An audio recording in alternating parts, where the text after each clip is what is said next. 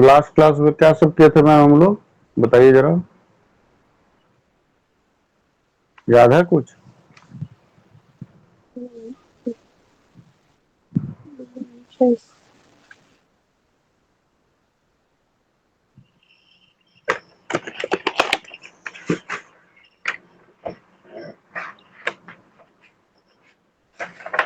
आज मैंने कुछ ऑब्जेक्टिव टाइप क्वेश्चन भेजा था जी,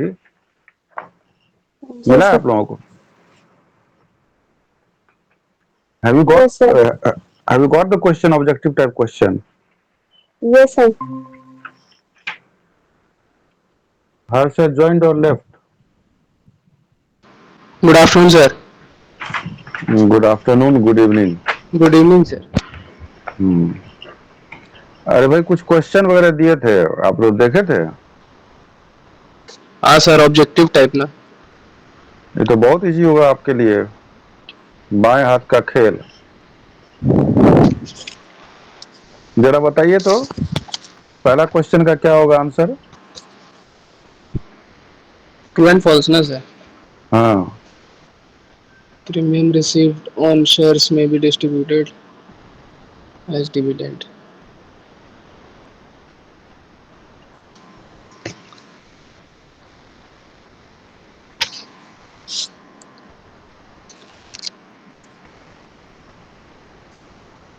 बोलिए ट्रू या फॉल्स तो बोलना है, इसमें बहुत बड़ा आंसर थोड़ी बोलना है, या तो टिक करना है या क्रॉस करना है। फॉल्स है सर। क्यों? नेट से चेक कर रहे हैं क्या? नहीं सर। तो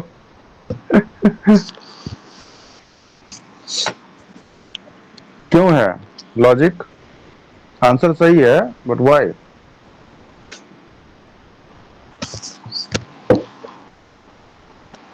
देखिए, प्रीमियम रिसीव्ड ऑन शेयर्स में be distributed as dividend, no it can yes. Not be. ठीक है, ये आपका आप लोग एग्जाम में ऑब्जेक्टिव आता है? आप तो अभी 4th सेमेस्टर में है ना, तो आप 3rd सेमेस्टर में आया था कुछ ऑब्जेक्टिव क्वेश्चन? आता है ना? कितना मार्क्स का आता है? 10-15 marks के आते सर। तो 10-15 मार्क्स का अगर मान लीजिए वो मेरा सही हो जाए तो उतना मार्क्स तो आ जाएगा, श्योर है। Yes sir. हाँ, लॉन्ग क्वेश्चन में अगर गलत करेंगे तो उसमें तो देगा मार्क्स, नहीं देगा वो, या स्टेप मार्क्स होता है नहीं होता है, पूरा काट देगा, ऐसा हो सकता है ना। तो इसलिए छोटा क्वेश्चन को भी आपको करना चाहिए। Authorise capital is shown in the liability side of the balance sheet of the company. True है सर। कैसे? चलिए क्वेश्चन पढ़िए तो आप, हर्ष फिर से पढ़िए second question. Authorized capital is shown in the liabilities side of balance sheet of a company. सही है।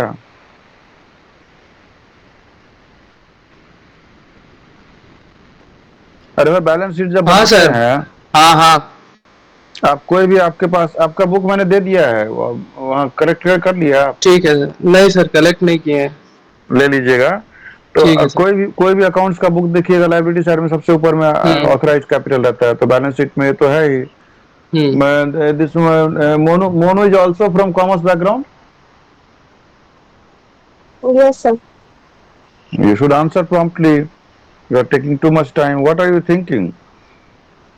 Balance Yes, sheet sir. में बैलेंस शीट में कैपिटल साइड में होता है ना जी, ऑथराइज जी कैपिटल, जो भी कैपिटल है सबका सब आएगा लायबिलिटी साइड में। ठीक है, चलिए जी तो तीसरा क्वेश्चन पढ़िए तो मोनू। जी sir. Reserve capital is not shown in the balance sheet. क्या होगा? सही है, सही है, ये ट्रू है ट्रू सर। है। ट्रू हाँ, है। टिक करते रहिए, फिर ये सब क्वेश्चन उतार लीजिएगा और ट्रू फॉल्स लिख लीजिएगा।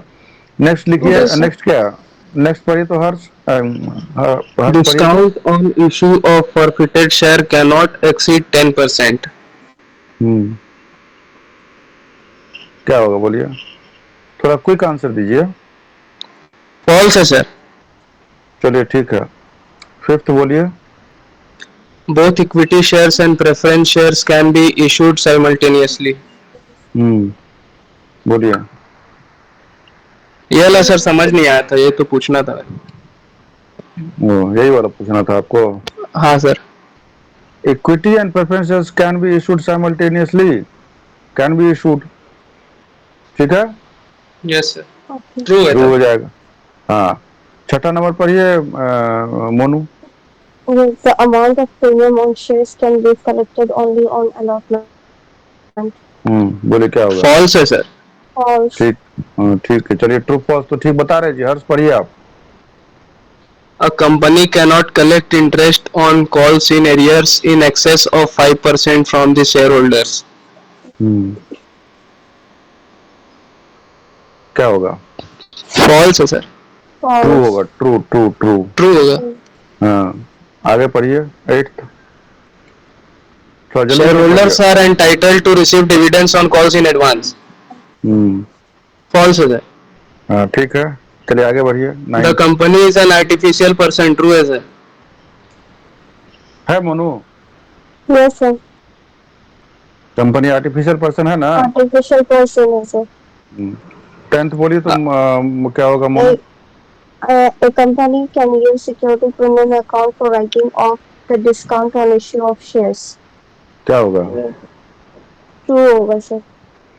ठीक है, चलिए आगे बढ़िए। 11 A company cannot pay issue forfeited shares at a discount. क्या होगा? फॉल्स है सर, कर ठीक है, सकता है। चलिए आगे बढ़िए। A company can transfer the balance of forfeited shares amount to capital reserve account. क्या होगा? True होगा sir. ट्रू है सर। ठीक है, very good. Next, If a shareholder fails to pay any call made by the company, his shares may be forfeited. True. Very good. Next, Balance of forfeited shares account can be transferred to the statement of profit and loss. False है sir. False. Very good. Next, The balance of forfeited shares account represents a capital loss. This would be false. ठीक है, Forfeit- आगे। Forfeiture of shares result in the reduction of share capital. False होगा sir. False है sir. True true होगा, true होगा। True. Next पढ़िए।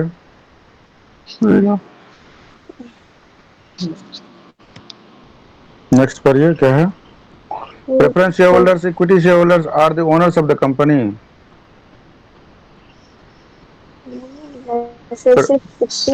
आगे तो है ही नहीं सर हम लोग। 17 नंबर नहीं है? नहीं सर। नहीं है तो सुनिए। Preference share holders oblique equity share holders are the owners of the company. Yes sir. ये जो यस सर ऐसा बोले वो लग रहा है कि डाउट में थोड़ा सा डाउट है, थोड़ा सा वो है, 50-50 है। एम आई राइट? बोलने के अंदाज से लग गया। ये सही है, ट्रू है। तो देखिए, ये जो मैंने जो अभी तक जो भी डिस्कस किया है इस चैप्टर में, इशू फॉरफिचर एंड इशू, तो इस ये तो आप लोगों को समझ में आ गया जी, तभी तो आप लोग आंसर किए ट्रू फॉल्स। ज्यादातर तो सही था, एक दो गलत हुआ है, 3-4। मोनू, जी सर। जी सर। हर्ष, यस सर। समझ में आया तभी ना आंसर कर पाए जी।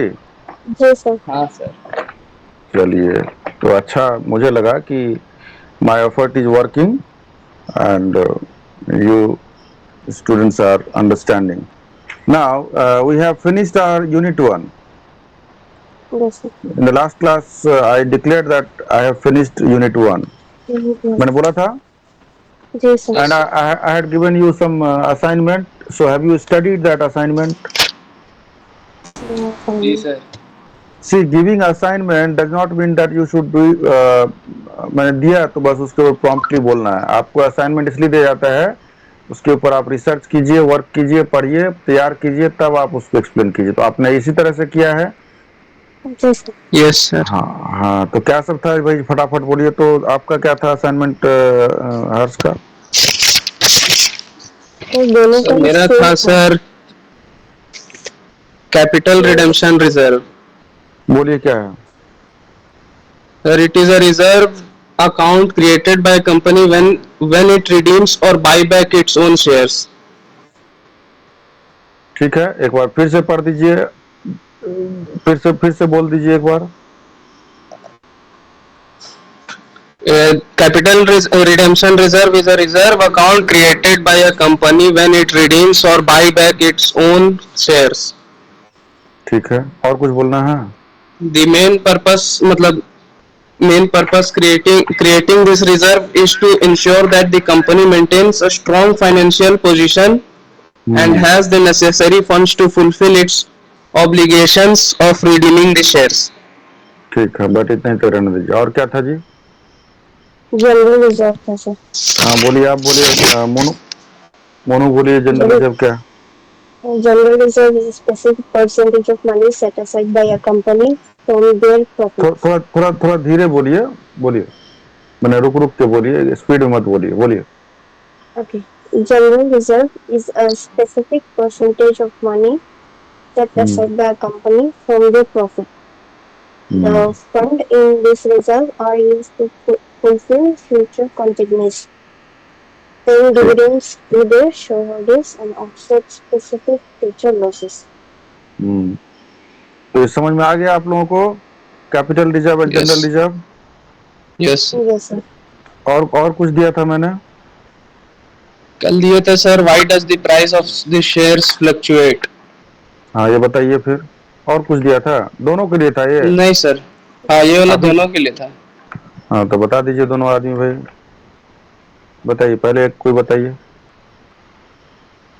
So जो शेयर्स फ्लक्चुएट होते हैं ये बेसिकली डिमांड एंड सप्लाई की वजह से होता है। ये आपने कहीं पढ़ा है या अपने मन से बोल रही है आप? नहीं, ये सब पढ़ के ही बता रही हूँ। हाँ ठीक है, बोलिए। जो भी असाइनमेंट मिलता है उसको रिसर्च कीजिए थोड़ा, तब बोला कीजिए। हाँ ठीक ठीक है।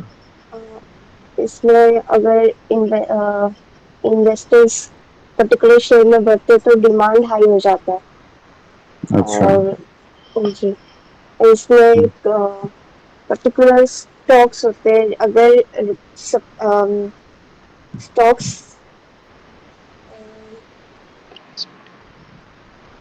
शेयर्स जब ज्यादा होते हैं, मतलब कि ज्यादा ये रहते हैं, तो उसको खरीदने की चांसेस ज्यादा हो जाते हैं, तो उसमें वो प्राइस होता है जो फॉल हो जाता है sir. Now you Harsh, tell me. Sir, when there is a high demand for a particular stock, its price tends to rise. And when there is low demand or more seller than buyers, the price may decrease. और कुछ है? बस यही है sir. और चलिए यार ठीक है। आज आपको क्या नोट्स दिया था जी? क्या चैप्टर का नाम है? चलिए हो गया। क्या नाम था चैप्टर का, टॉपिक का बोलिए तो एक बार। Accounting for amalgamation of companies as per AS 14. अच्छा, AS 14 पढ़ना। अच्छा, what do you mean by AS? AS क्या होता है बोलिए तो?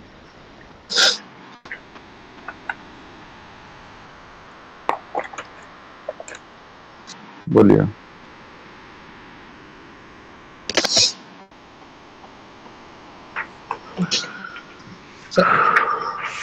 Accounting standard.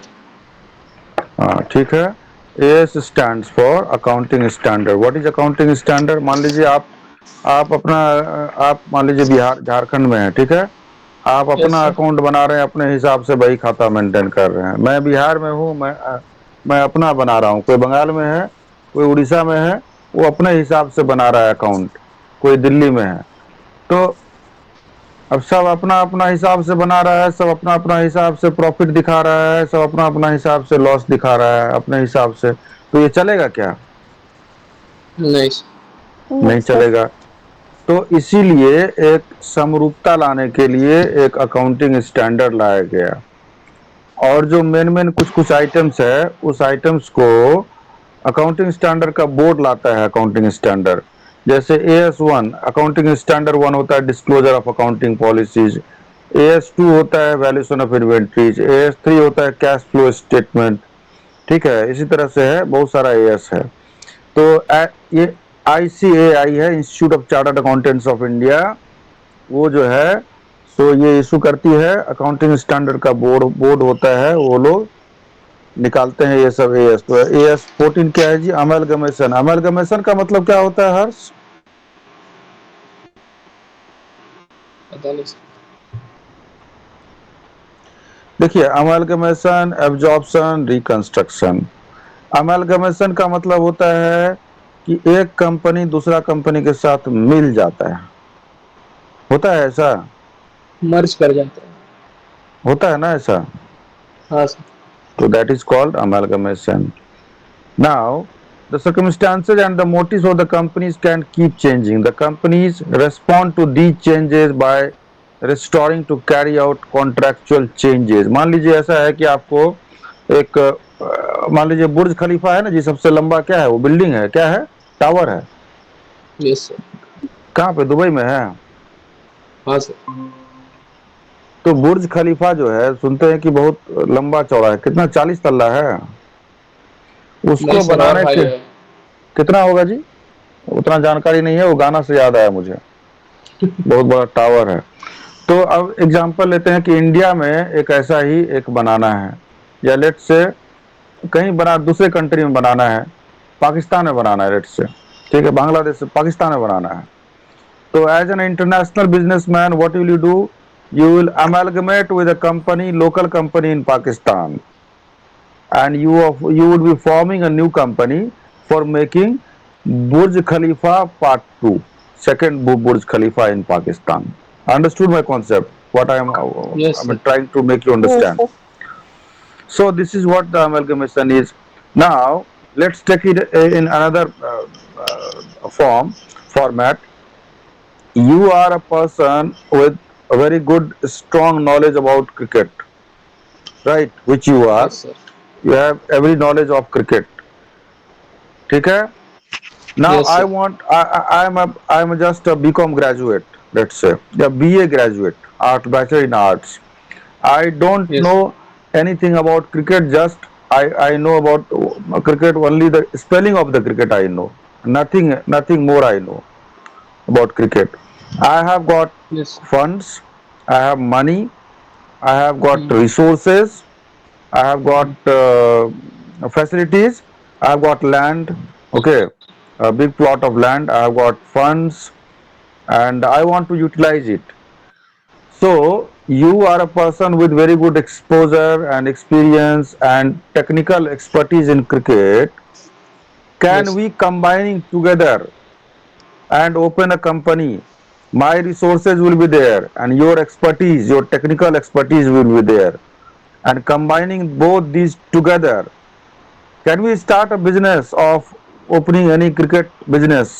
Maybe yes cricket sir. coaching, world class cricket coaching, wherein any person from any country can come down and have this cricket coaching training camp.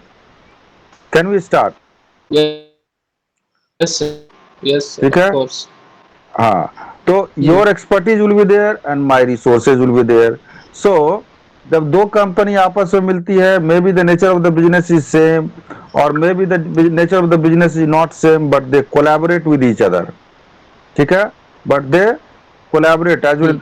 This is called what? Amalgamation. So understood amalgamation? Yes, sir. Yes. अभी क्या है? The term amalgamation is derived from the word amalgam, which means to unite, which means आप हम लोग क्या हो गए? Unite हो गए। आपका क्रिकेट का जानकारी और मेरा जो रिसोर्स है, दोनों मिल करके हम लोग क्या हो गए? यूनाइट हो गए। To come together, yes. to one, or to blend. The popular meaning of amalgamation is the dissolution of one or more companies and transfer of business of dissolved entities to another entity. ऐसा भी मान लेते हैं कि आपका एक cricket कुछ का कोचिंग है, छोटा सा कोचिंग है आपका, ठीक है, और मेरा जो है यस तो सर। मेरा कुछ अलग टाइप का कोचिंग है, कुछ भी एक है, समझ लीजिए, कुछ भी मेरा कुछ बिजनेस है। अब हम लोग यूनाइट हो गए तो अपना कंपनी को डिसॉल्व कर देंगे, आपको भी बोलेंगे डिसॉल्व कीजिए, और दोनों कंपनी को हटा करके एक नया कंपनी बनाएंगे। और आप रिसोर्स से लाइए, आप सचिन तेंदुलकर को उसमें कोच रखिए ट्रेनिंग के लिए, विजिटिंग, जैसे विजिटिंग फैकल्टी आते हैं वैसे विजिटिंग कोच को रखिए। समझ रहे हैं आप बात मेरा? ऐसा रखिए, यस। आपका एक्सपर्टीज है, सबको जानते हैं, धोनी को लाइए, तो वो हम लोग यूनाइट होकर के बनाते हैं। This is called amalgamation. In fact amalgamation refers to combination of two or more companies. Two or more companies का More companies. कॉम्बिनेशन होता है. It may be effected by one company acquiring other. अब ऐसा भी हो सकता है एक कंपनी दूसरा को एक्वायर कर ले, उस केस में भी अमलगमेट होता है.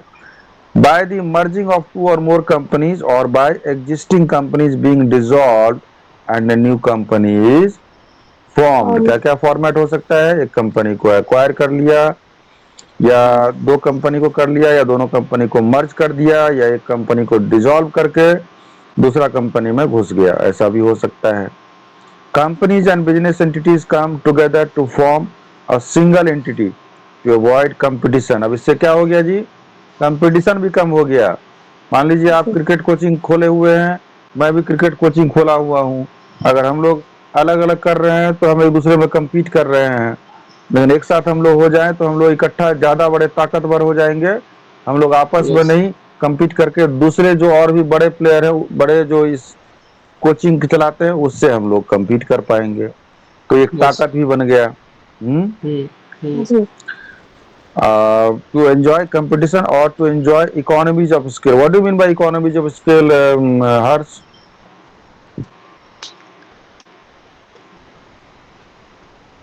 This is your assignment. Note down economies of scale. You would tell me, both of you. Hence, the term amalgamation includes absorption. तो अमेलगमेशन में क्या भी और भी क्या होता है? एब्जॉर्प्शन होता है. एक कंपनी को एब्जॉर्ब कर लिया जाता है. एक होता है अंग्रेजी में शब्द observed. So how is observe different from absorbed? Monu tell me. Observe मतलब से किसी को किसी चीज को देखना, मतलब ऑब्जर्व देखना. और एब्जॉर्ब मतलब किसी चीज को अडॉप्ट करना, मतलब कि हाँ, ठीक है. तो अमेलगमेशन का मतलब मीन्स हो गया एब्जॉर्ब करना भी होता है. अब एब्जॉर्प्शन क्या है? डेफिनेशन देखते हैं. The popular meaning of absorption is the acquisition of a business by an existing company. एक कंपनी है, वो एग्जिस्टिंग है, और बी कंपनी भी एक कंपनी है. तो बी कंपनी क्या कर रही है? एक कंपनी को एब्जॉर्ब कर ले रही है, ठीक है, उसको ले रही है अपने में. In other words, in absorption, one company is purchased by another company. एक कंपनी को दूसरे ने खरीद लिया, ठीक है, तो क्या हो गया? एब्जॉर्ब्ड हो गया. एग्जाम्पल बताइए. फॉर एग्जाम्पल, टाटा स्टील ने क्या किया? उषा मार्टिन को खरीद लिया जी. सुने कि नहीं? अरे भाई, गमरिया में नहीं सर, लॉन्ग सुना प्रोडक्ट नहीं अभी. नहीं सुने तो सुन लीजिए. लॉन्ग प्रोडक्ट है ना गमरिया में. टाटा हाँ हाँ स्टील लॉन्ग प्रोडक्ट सुने है कि नहीं? गमरिया में प्लांट है टाटा स्टील का. हाँ सर. नहीं सुने तो सुन लीजिए. Tata Steel has got one plant in Gamharia that is known as Tata Steel long product. Long product was earlier Usha Martin. ये समझ. So all the employees who are working in Usha Martin, they are now the employee of Tata Steel. ठीक है. Okay sir. तो Yes. तो मैंने example भी दे दिया आपको. अभी ये हो गया. फिर क्या है जी? In other words, the absorption one company is purchased by another company. That according to the modern concept. अब पढ़िए तो हर्ष, आप पढ़िए. कितना पढ़वाइएगा मेरे से? अपने से पढ़िए. तो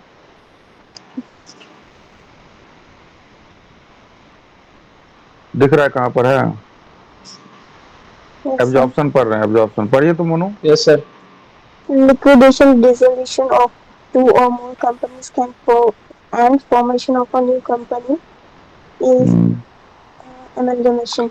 एक कंपनी को लिक्विडेट कर लिया, डिसॉल्व कर दिया, और दूसरा कंपनी फॉर्म कर दिया. पढ़िए, आगे पढ़िए. Liquidation, dissolution of one company and formation of none is equal to absorption. These two cases of amalgamation can be तो illustrated. Liquidation of one company and formation of none. Formation of one नहीं है, formation of none है. None. ठीक है. Yes sir. हो गया. अभी देखिए केस वन. देखिए प्योर अमलगमेशन क्या है? ए कंपनी है, बी कंपनी है.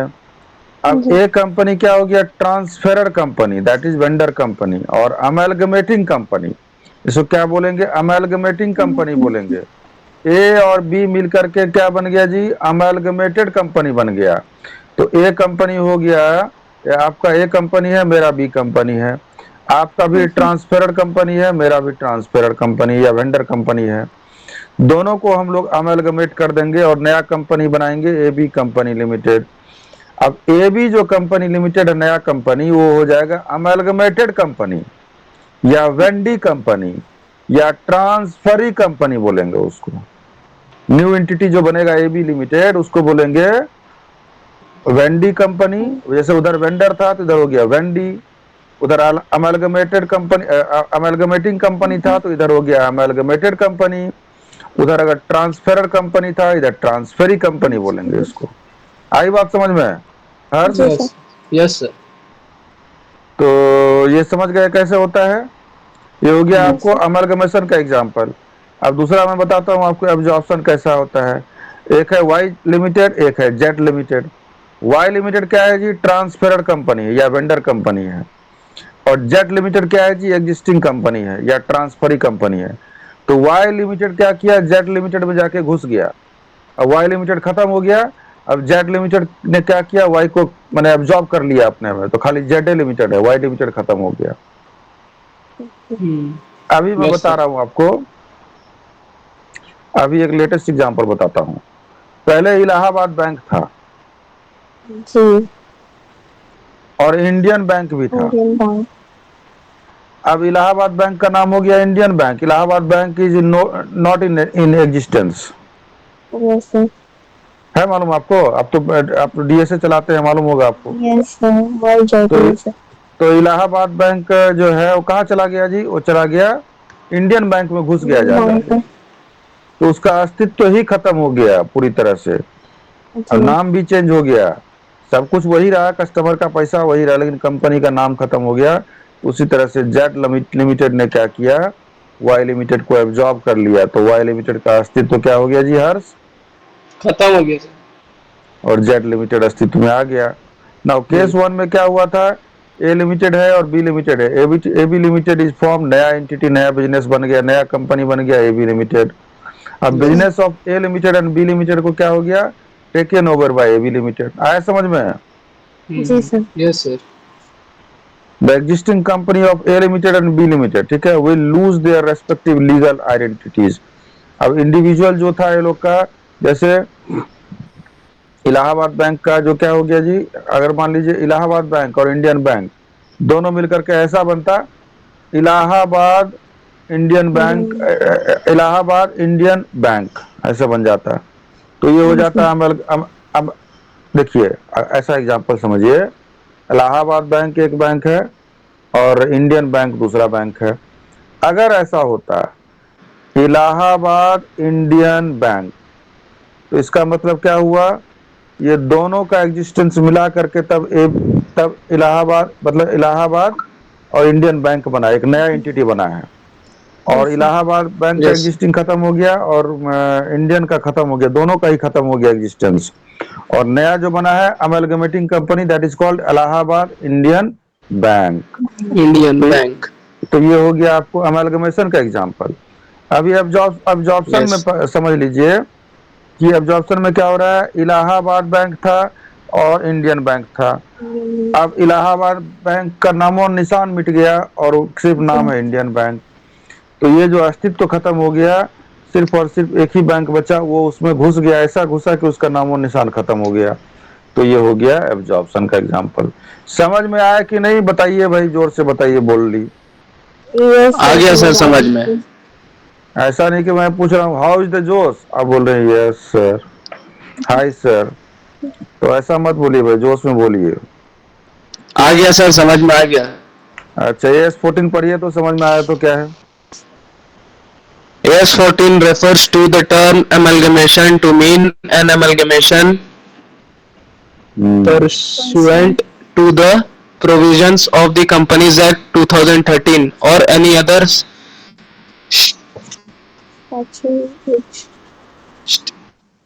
statute which may be applicable to the companies. Sections 232 and 234 of Companies Act governs the provisions that a transferor company include any body corporate, whether a company within the meaning of Companies Act or not. ठीक है, तो AS14 क्या है जी? Refers to the term amalgamation जो है ना, amalgamation company का क्या ट्रीटमेंट होगा, कैसे हिसाब किताब होगा, ये कहाँ पर दिया हुआ है? AS14 में दिया हुआ है। अगर एग्जाम में आएगा कि व्हाट इज AS14, तो अमलगमेशन से रिलेटेड जितना जानते हैं, नहीं आएगा आंसर तो आएगा तो एग्जैक्ट लिखिएगा, आएगा तो एग्जैक्ट जो है आंसर वही लिखिएगा। लेकिन मान लीजिए नहीं आया, एक्चुअली ये सब चीज मुझे ऑफ द लाइन बताना चाहिए था।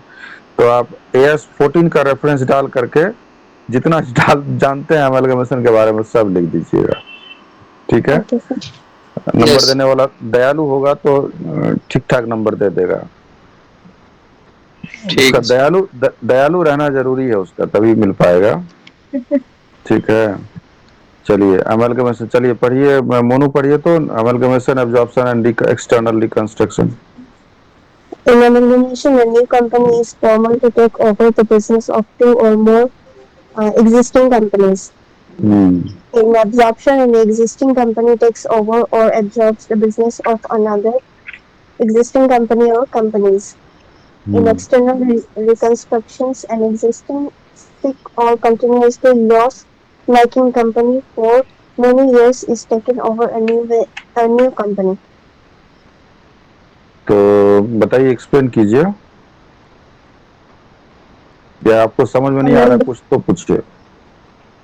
एमलगमेशन में सर एक न्यू कंपनी टेक ओवर करती है बिजनेस को, जैसे आप बताया अभी एग्जिस्टिंग कंपनीज जो रहती है एक से ज्यादा, एक और दो। और एब्जॉर्प्शन में एग्जिस्टिंग कंपनी टेक ओवर करती है बिजनेस को, जो दूसरे एग्जिस्टिंग कंपनीज होती है।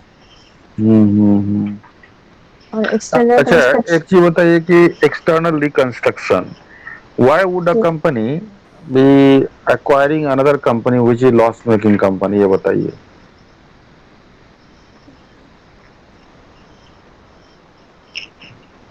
Your DSA is making loss, which is not. Your DSA is making very good profit, I know. Making or not? Sir अभी थोड़ा अप्स एंड हाँ? डाउन्स चल रहा है। Ups and downs क्या चल रहा है? I believe that your DSA is making very good profit, right? But I yes. have also got one DSA, let's for example, which is making loss. Would you be interested in the external reconstruction format with my DSA? No sir, if the company is making loss then You would be not interested. Then how can you explain this concept to me? You simply said, no, I'm not interested. Let's assume that you are interested. Okay? Let's assume that you are interested. But I have asked you, why would you be interested in loss making this thing, organization?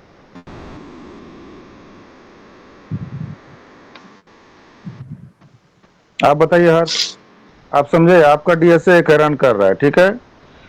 Yes sir. And you are making very good profit. The same example. I also own one DSA, which is loss making for few years. Now I just want to make you understand the concept of this thing, the external reconstruction. Now just tell me, why would you be interested uh, uh, in the format of this thing, the external reconstruction with my DSA, even if I am making loss for many years? Then she said that she would not be interested. But you have to be interested. Why? Tell me.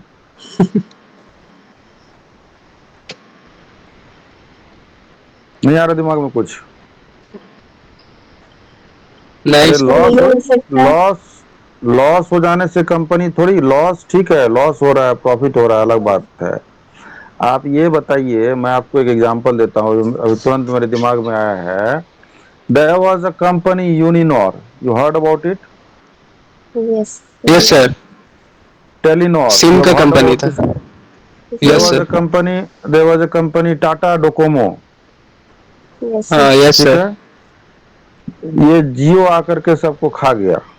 Okay. लेकिन जो Telenor है, Tata Docomo है, और क्या बताए Uninor है, ये सब का सिम भी बहुत लोगों ने, आप लोगों ने भी यूज किया होगा, मे भी किसी Yes किसी sir. का घर में यूज किया होगा, तो यूज किया है, अभी उसी नंबर को चला रहे होंगे, हो सकता है। मेरे पास तो टाटा डोकोमो का नंबर था जी, उसको मैं अभी तक खींच रहा हूँ। मैंने दूसरे में Yes, वो sir. करके ट्रांसफर। हाँ, तो क्या है, वो कंपनी लॉस बना रही है, तो लॉस बनाने का मतलब थोड़ी है कि कंपनी खराब है, उसका इंफ्रास्ट्रक्चर जी खराब हो गया, उसके पास जो रिसोर्सेज, उसका जो तार लगा हुआ, उसका जो टावर लगा है वो भी सड़ गया क्या? वो तो नहीं सड़ गया ना। नहीं Yes. उसका मान लीजिए जो टावर कंपनी है टेलीफोन का, मोबाइल का, टाटा डोकोमो जो था, तो उसका क्या, वो जो टावर लगाया था वो भी सड़ गया, नहीं उसका तार टूट गया, पोल खराब हो गया, नहीं उसका मशीन नहीं खराब हो गया, नहीं ना हुआ। लॉस जी बनाया अलग बात है, तो कोई ना कोई तो उसको लिया, उसको एयरटेल ने ले लिया या वोडाफोन ने, जिसने भी लिया होगा, कोई ना कोई तो लिया होगा उसको। हम्म। यस Yes, तो sir. फिर so that's why they would be, now take another example, this earlier there was a big bazaar, है ना? Yes, sir. यस अभी बिग बाजार नहीं है रिलायंस ना? ले लिया. रिलायंस रिलायंस ले लिया। बिग बाजार को क्यों ले हम्म. लिया जी रिलायंस? बिग बाजार तो सर देखिए, रिलायंस इंफ्रास्ट्रक्चर था. रिलायंस को एंट्री करना था ये सब मार्केट में, मैंने वो जो ये है, क्या बोलते हैं उसको, उस मार्केट को सुपर मार्केट या जो भी वट एवर इट इज, ठीक है, they wanted to enter into the retail market, ठीक है, but yes sir. To build such an infrastructure like Big Bazaar, it's not an easy, very tough task, and yes Kishore Biani was the owner of that company, Future Group. Future Group was owning that Big Bazaar, and Kishore Biani was the owner of Big Bazaar Group, मतलब retail Future Group. So Big Bazaar, Food Bazaar, Pantaloon, ये सब उसी का था, और इतना बड़ा giant company था, 32,000 करोड़ की, 34,000 करोड़ का उसका किसी के साथ था, कर्ज था कि कितना करोड़ का था, तो वो नहीं दे पाया। then ultimately Reliance came, and they didn't come in the rescue, but they bought the entire business, they took the advantage। Big बाजार में जितना ऑफर मिलता था, जितना वैरायटी था, उतना नहीं है, रिलायंस में कम है, लेकिन रिलायंस ने, तो रिलायंस क्यों आ गया? क्योंकि उसको सारा इंफ्रास्ट्रक्चर मिल गया, सारा एम्प्लॉय मिल गया, सारा सिस्टम मिल गया, खाली नाम चेंज हो गया। आया समझ में? Yes sir. सर तो ये सब होता है, आपको थोड़ा अलग टाइप से सोचना चाहिए। पढ़िए, आगे पढ़िए जी। वो तो द मोनू बोल रही कंपनीज कि नहीं सर, आप लॉस बना रहे हैं तो हम जाएंगे ही नहीं, बस बात खत्म हो गया यहीं पे। चलिए आगे बढ़िए।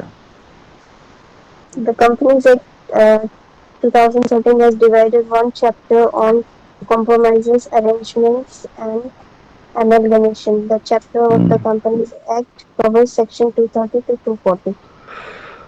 Comprom- पढ़िए।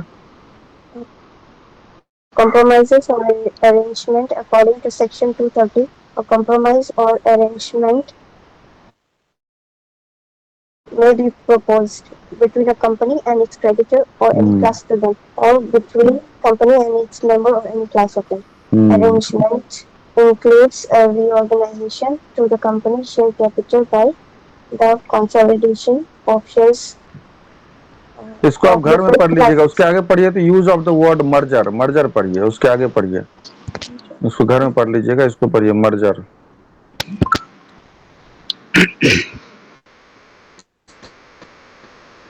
In fact, in the Companies Act 2013, the word merger has been used both for absorption and amalgamation.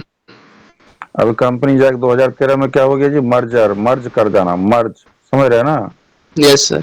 हाँ, तो मर्ज कर जाना, जो ये जो अमलगमेशन और एब्जॉर्प्शन के लिए यही वर्ड यूज हो रहा है, ये आपको ऑब्जेक्टिव क्वेश्चन में आ सकता है। पढ़िए, इन अ स्कीम इन्वॉल्विंग मर्जर, पढ़िए। In explanatory note to section 232, it has been stated that in a scheme involving a merger, where under the scheme the undertaking property and liabilities of one or more companies, including the company in respect of which the companies in which the compromise or arrangement is proposed, are to be transferred to another existing company. It is a merger by absorption. क्या होता है, जब आप किसी company को के साथ मर्ज करते हैं, तो मर्ज एक क्या होता है, एक मर्जर कंपनी होता है, एक मर्ज्ड कंपनी होता है, मर्जिंग है एंड मर्ज जो हो रहा है उसके साथ। तो आप किसी का ऐसा नहीं कि खाली एसेट्स ले लीजिएगा, जब प्लेट में खाना आता है तो जो बढ़िया बढ़िया खाना है, मिठाई है, हाँ, मिष्टी दोई है, सही ये सब है, वही खाली खा लेंगे और दूसरा चीज कौन खाएगा? तो कंपनी का जो लायबिलिटी है वो भी लेना होगा आपको। बात समझ में आया? प्लेट में खाना है, यस अच्छा सर। अच्छा चीज खा लिया और खाना छोड़ने पे फाइन है, ऐसा बहुत जगह रहता है। तो जो जो आपके पसंद का खाना नहीं है वो भी आपको खाना पड़ेगा।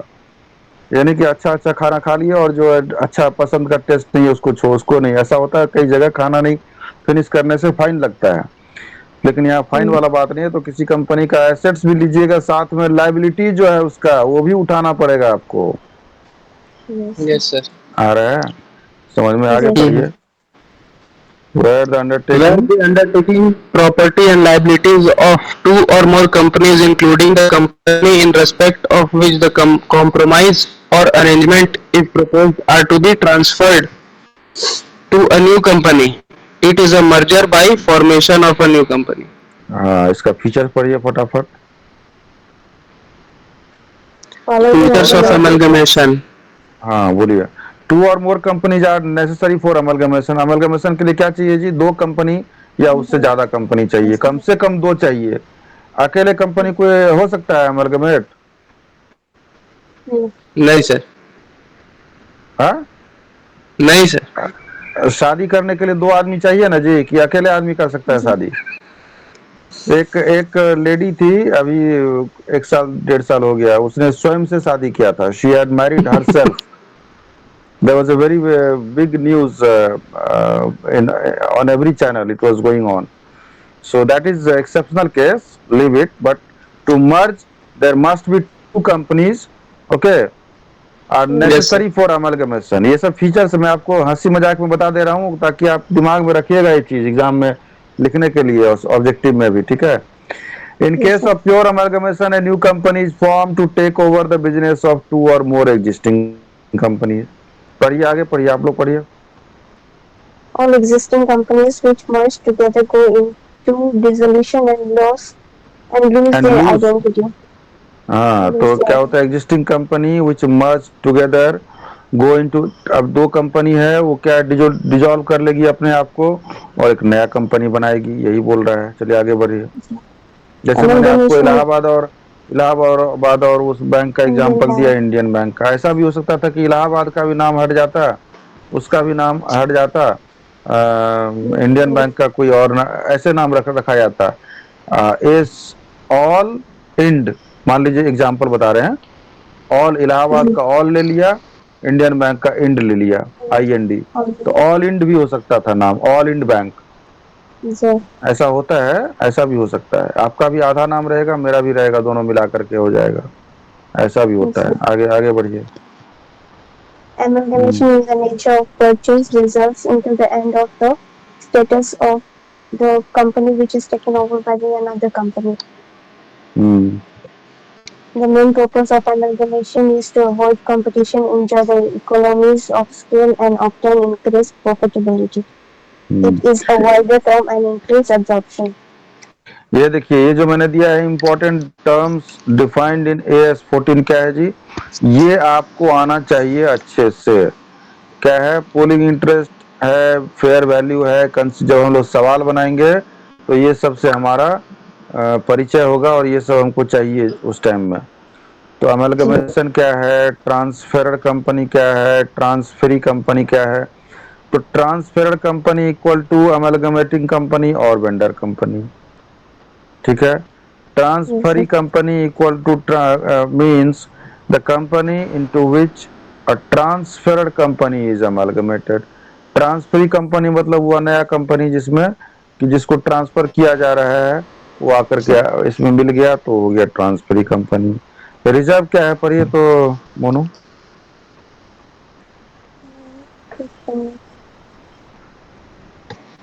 Reserve means the portion of earnings, receipt or other surplus of an enterprise, whether capital or revenue।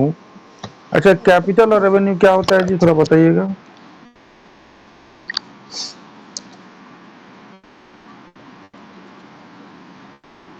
Harsh, yes sir. बताइए कैपिटल एंड रेवेन्यू ये क्या होता है? कैपिटल एंड रेवेन्यू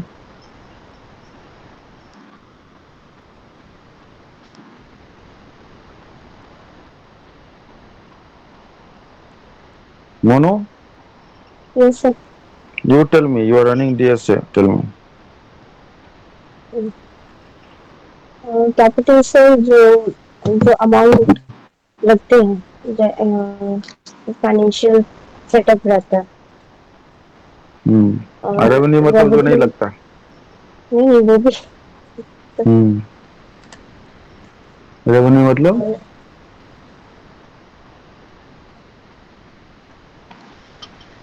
रेवेन्यू से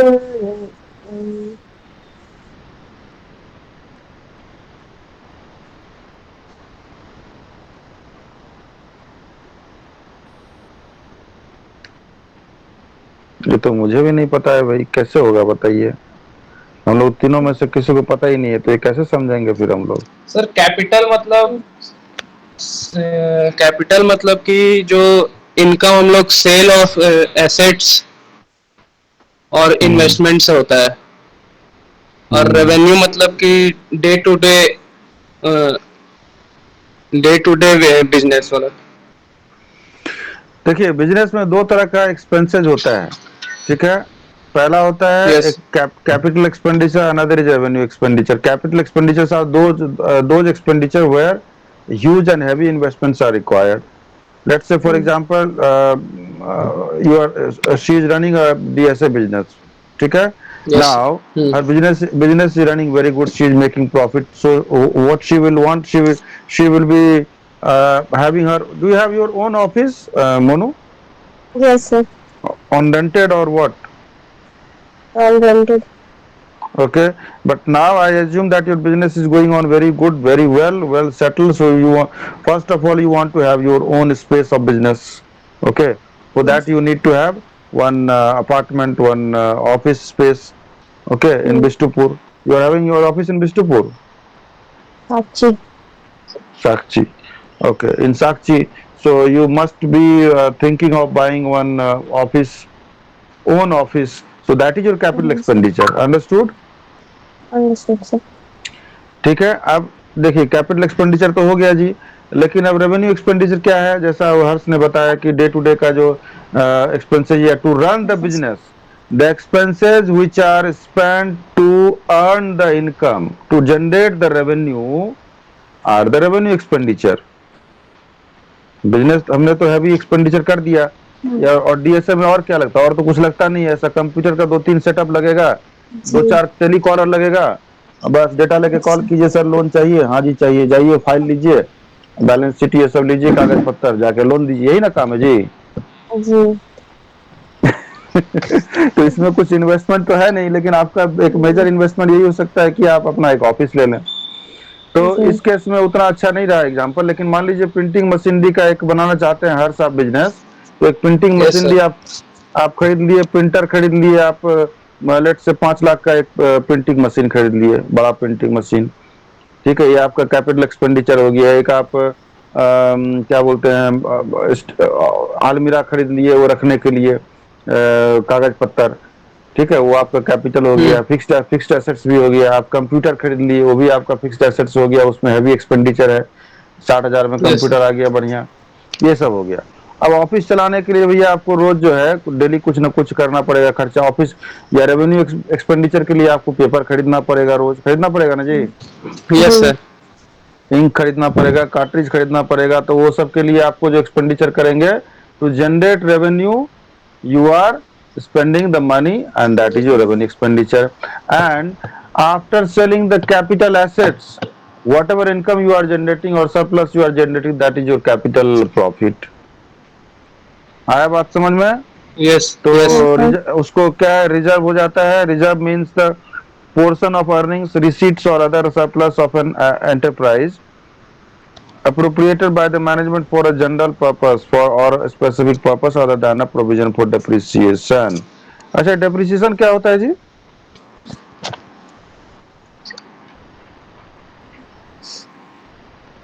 depreciation मतलब क्या होता है, कुछ आइडिया है।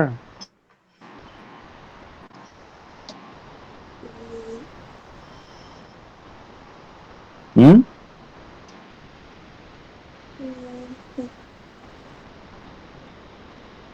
हर्ष, सर। Yes sir. मतलब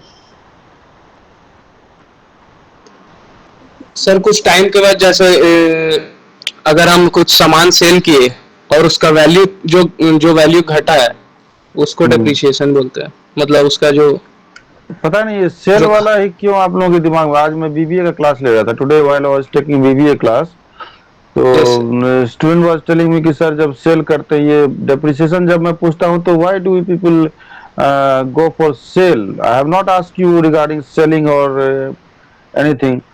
I have one assets and I have asked you what you see.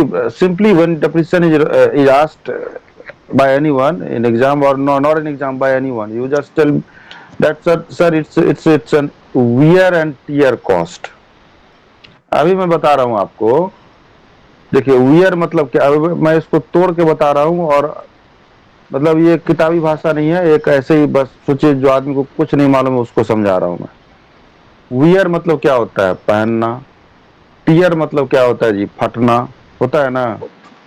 आप यस कपड़े खरीद करके उसको आप आज खरीदे, आप मान लीजिए 5 साल पहले खरीदे थे कोई, हाँ, डेनिम कोई कंपनी का आप ब्लैकबेरी का जींस खरीदे सपोज, उस जींस को आपने क्या किया, उसको अलमीरा में रख दिया, जैसे प्लास्टिक में आया था वैसे ही। आज निकालिएगा 5 साल के बाद तो क्या वो सड़ जाएगा, सड़ा हुआ रहेगा। आपने खरीदा और रख दिया था, वो सड़ेगा, नहीं सर। नहीं सर, वो फटेगा, नहीं नहीं सर, उसका पॉलिश उखड़ेगा नहीं नहीं। तो आप कैसे होगा ये सब चीज, उस शर्ट को या पैंट को आप उसको यूज कीजिएगा। नहीं तो वियर एंड टीयर, और वियर होने के बाद क्या होगा भाई, फटेगा भी, वो टीयर हो जाएगा। तो ये जो टीयर होगा, ठीक है, ये जो पुराना हो रहा है, that is your depreciation. Let's say you have bought a new car today and after say 6 months and you are running your car, you are wherever you go by your car। तो आपका क्या है, 6 महीना में, 1 साल में मान लीजिए टायर घिस गया, घिसेगा ना। तो मान लीजिए 10 लाख का कार खरीदा आपने, तो टायर घिस गया तो क्या वो कार फालतू हो गया, ऐसा तो नहीं है। नहीं कार से तब भी आप चल रहे हैं, हाँ। तो Yes. वो जो घिसा, that part is your wear and tear cost, depreciation. Depreciate value में थोड़ा कम हो रहा है, लेकिन बेचेंगे तो बेचने पर क्यों जाते हैं, बेचने के बारे में लिखा है, बोला है तो उसको बेचिए। अदरवाइज बेचने के बारे में कुछ नहीं है तो बेचने के बारे में ये वर्ड ही नहीं आना चाहिए। मैं वहां भी देख रहा था कि ये बेचने वाला ही बात आ रहा था बार बार, मुझे समझ में नहीं आ रहा बेचने का कॉन्सेप्ट कहाँ से आ गया। हाँ पढ़िए 3 पॉइंट और। Fair value, fair value refers to the value known through very reliable sources about the transaction details between the buyer and the seller concerning the exchange of assets between the two। Fair value Pooling of interest। एक minute, refers to the value through which through very reliable resources. मतलब fair value कि भाई उसको मान लीजिए car है तो 5 साल बाद मार्केट में बेचेंगे, तो एक तो कोई रिलायबल सोर्स से पता कीजिए कि इसका मार्केट में क्या रेट है जी। मान लीजिए मुझे आप आइएगा देने के लिए, तो कार मैं बोलूंगा कि 50,000 में दे दो भाई, ठीक है। तो आप तुम दे रहे, आप क्या की, आप है चालाक, तो आप चालाकी से क्या कीजिएगा, मार्केट में किसी दोस्त को छोड़िए कि भाई पता करो तो इस कार को आज के डेट में, इतना पुराना गाड़ी है तो क्या रेट चल रहा है, और मुझे आइएगा तो मैं बोलूंगा 50,000, तो उसको दीजिएगा नहीं आप। तो वो जो आप पता कर रहे हैं, that is the fair market value. Understood और नॉट? Yes sir। हाँ, next point is what, pooling interest। Pooling of interest is such an accounting procedure adopted after amalgamation which reflects that the transferee is desirous in continuation and organizing the business separate business of the amalgamated companies। Besides, the individual finance details are combined together in such a way so as to include the minimum overhead charges। Stop. So pooling interest is such an accounting procedure adopted after amalgamation which reflects The transferee is desirous in continuation and organizing the separate business of the amalgamated company. अब pooling interest method में क्या होता है कि जो नया जो company बना है, ट्रांसफरी कंपनी का क्या होता है, वो चाहता है कि अपना भी बिजनेस करते रहे वो, ठीक है, वो कॉन्सेप्ट Yes, sir. बोला है। अब कंसिडरेशन क्या होता है जी? Consideration for the amalgamated means the aggregate of the shares and other securities issued and the payment is made in the form. Consideration मतलब समझ जाइए कि उसका कितना प्राइस वैल्यू है, वो जो लिया है कितना पे लेन देन हुआ, वही हुआ। So with this we are ending this today's session, and what assignment I have given you? Economic scale. हाँ, Economies of scale. Economic of scale को पढ़ के मुझे समझाइएगा, मुझे कुछ नहीं मालूम है तो